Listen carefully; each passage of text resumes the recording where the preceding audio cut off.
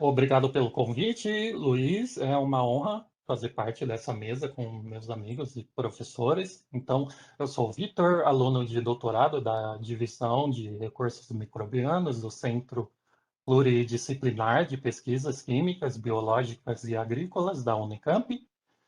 Hoje eu estou no lugar da doutora Valéria, que não pode comparecer por causa de um compromisso, portanto, tive que mudar um pouco o título da apresentação, que será direcionado à região de meu trabalho, que é a Baía dos Baleeiros, na Ilha Deception. Então, como a temática geral do evento é de apresentar os resultados dos últimos anos, 5 anos, né? Daria mais ou menos aí o tempo do meu doutorado.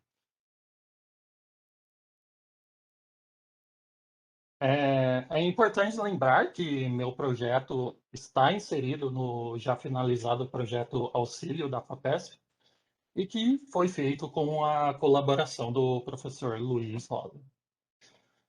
Como já falado, a temática do meu projeto é sobre a região da Baía dos Baleeiros, na Ilha Deception. Deception é uma ilha vulcânica e esse vulcão encontra-se ainda ativo, com mais de 20 erupções nos últimos 2 séculos. Também sua complexidade possui alguns pontos de fumarola espalhados pela ilha. Então, uma região que era para ser estritamente de temperatura baixa, temos esses pontos que podem chegar a 70 graus Celsius. E isso é muito interessante de ponto de vista para a pesquisa sobre comportamento de microbiomas. Então, foi observado dois tipos de biofilme, um vermelho, com duas áreas de coleta próxima à geleira, com temperatura média aí de 0 graus Celsius, e um verde mais distante da geleira, com temperatura média de 10 graus Celsius, um possível ponto de fumarola. E essas amostragens foram feitas durante 3 anos de expedições e trabalhamos com análise de metagenômica e metatranscriptômica para, como é o título da palestra, desvendar aí a complexidade desse microbioma para então saber o que procurar nas próximas expedições. Outra coisa que é importante pontuar é que, devido à história de impactos causados por caçadores de baleia, não sabíamos o quanto dessa área de biofilmes estava impactada. Portanto, o nosso primeiro trabalho, publicado na revista Environmental Pollution, foi desvendar os perfis de resistoma dessa região, anotando não só genes de resistência a antibiótico, mas também genes de resistência a metais pesados, já que o sedimento vulcânico é rico em metais pesados e também biocidas, pois, como falei, algumas partes da ilha têm pontos de fumarola. E essas regiões de fumarola podem produzir alguns compostos de hidrocarbonetos aromáticos, como o tolueno, que são considerados do biocidas. A resistência de metais pesados e biocidas podem gerar uma resistência cruzada e corresistência com a resistência de antibióticos, que podem ser de origem natural e não de impactos antropogênicos. Então, esse trabalho foi feito somente com o ano de 2014, comparando os diferentes pontos de amostragem, e vimos que o microbioma dessa região era rico em resistência das mais variadas classes de antibióticos, como, por exemplo, as quinolonas, que são de origem sintética, uma grande gama de biocidas e também de metais pesados. No início, pensávamos que os pontos mais longe da geleira teria maior abundância dessas resistências, mas o que vimos foi exatamente o contrário. O biofilme vermelho próximo à geleira é que tinham a maior abundância de resistência e também de resistência cruzada, como podemos ver nesse CCA. Os genes marcados com um círculo azul são os que podem gerar uma resistência cruzada ou corresistência e estão ligados fortemente ao ponto 1 e ao ponto 2, ambos do biofilme vermelho. Outra coisa que vimos foi que a concentração de chumbo e de zinco, já relacionados com resistência cruzada na literatura, estava fortemente relacionada com as áreas do biofilme vermelho. Então, nossa conclusão foi que os microbiomas tinham uma resistência das mais variadas classes, entretanto, não conseguimos confirmar o impacto antropogênico. Então, para tentar decifrar isso, fizemos um novo trabalho, dessa vez comparando os dados de resistoma da Baía dos Baleeiros com uma área de fumarola de difícil acesso e que supostamente não estaria impactada, outra área de difícil acesso chamada Crater Lake, ambas em Deception, e uma área sabidamente impactada em Hannah Point, na ilha Livingston. Então, vimos que as áreas não impactadas de Crater Lake e de Fumarola tinham uma resistência, sobretudo, a metais pesados, e que as áreas impactadas, a Baía dos Baleeiros e Hannah Point, tinham uma resistência a antibióticos e biocidas muito maior, como podemos ver aqui no gráfico da direita, gráfico de barra da direita, e de abundância relativa e normalizações com genes marcadores no gráfico de barras à esquerda. Com isso, podemos dizer que essas resistências são de origem antropogênica, já que outras áreas de Deception com concentrações parecidas de metais pesados e que podem produzir biocidas, não possuem uma resistência a antibiótico tão alto como a Baía dos Baleeiros, que tem um histórico de impacto, e Hannah Point, em outra ilha, que é sabidamente impactada.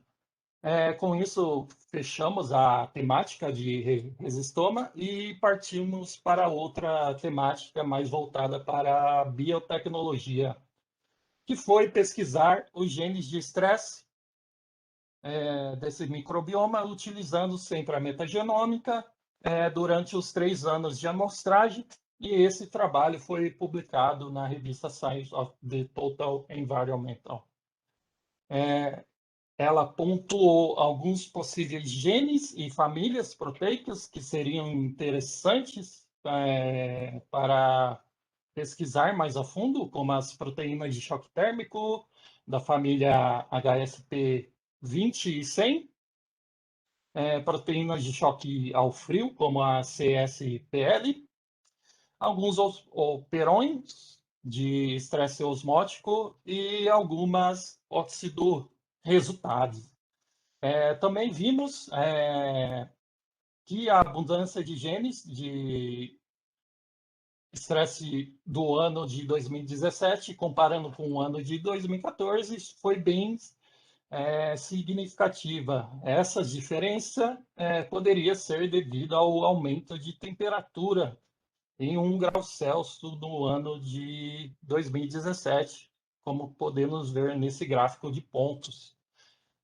Vimos no decorrer do evento que a temática de aquecimento foi muito bem abordada e que vemos isso também na ilha Deception. Então, com isso, a gente também fecha os trabalhos sobre estresse. Entretanto, uma coisa que me chamava bastante a atenção é que sempre que fazíamos a análise de anotação taxonômica, seja para resistoma, genes de estresse ou taxonomia geral sem genes específicos, obtínhamos sempre 4 bactérias mais abundantes, como a Psicrobacter, Polarhomonas, Flavobacterium e a Arthropbacter, podendo chegar aí até 60% da abundância relativa. Então, nós fizemos a seguinte pergunta: se eu recuperar os genomas a partir das 29 bibliotecas de metagenômicas e fizer uma rede de interações, será que conseguiremos as mesmas respostas? É, então, esse trabalho foi feito junto com a Universidade de Pádua, no Departamento de Biologia, com o Dr. Stefano Campanaro e a doutora Laura Treu, na Itália. Foram recuperados 433 genomas, dentre eles 233 com boa qualidade, mas usamos somente 180 deles com qualidade intermediária e alta para fazer a análise de redes de interações. Para fazer essa rede, usamos dados de cobertura e de análise de balanço de fluxo. E como podemos ver, temos três núcleos bem separados, o da direita representando o biofilme verde e o da esquerda representando o biofilme vermelho. E observamos que as bactérias roxas foram as que obtiveram mais interações com outras bactérias para o biofilme verde.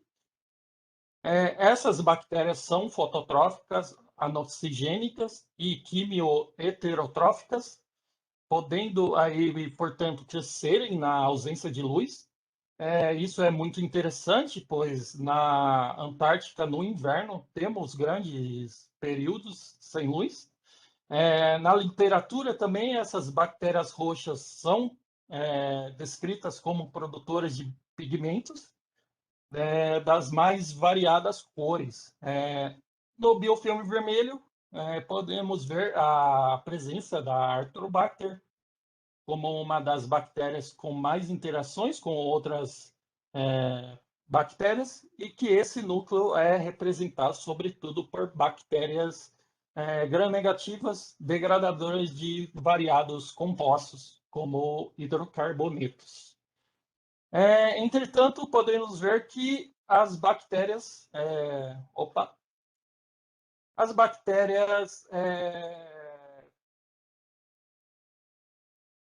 polaromonas, flavobacterium e, sobretudo, a Apicicrobacter, que não teve nenhuma interação positiva com outras bactérias, não apareceram como as mais importantes nos microbiomas. Com isso, a gente conclui que nem sempre os dados de abundância vão demonstrar as bactérias mais importantes de um microbioma, como muitos artigos de metagenômica pontuam. Então, com todos esses dados, concluímos que a Baía dos Baleeiros é realmente impactada e que devemos ter isso em mente se quisermos fazer uma amostragem desse local, pois os dados da Baía dos Baleeiros podem ser bem diferentes do resto da ilha de Deception e de outras ilhas. Também tiramos desses dados que algumas bactérias podem ter um potencial biotecnológico grande e que podem ser alvos aí para isolamento, como a Arthrobacter, Pseudomonas, Polaromonas, Flavobacterium e as bactérias roxas. E, por último, que algumas famílias proteicas, como a proteína de choque térmico da família 20 e 100, merecem mais estudos aprofundados de clonagem para ver seu potencial no crescimento de bactérias em baixa temperatura. Atualmente, a análise de machine learning estão sendo feitas, já que temos uma quantidade imensa de dados agora, para que possamos tirar novas conclusões desses biofilmes e desvendar mais ainda esse complexo microbioma que é da Deception na Baía dos Baleeiros. É isso, pessoal. Muito obrigado.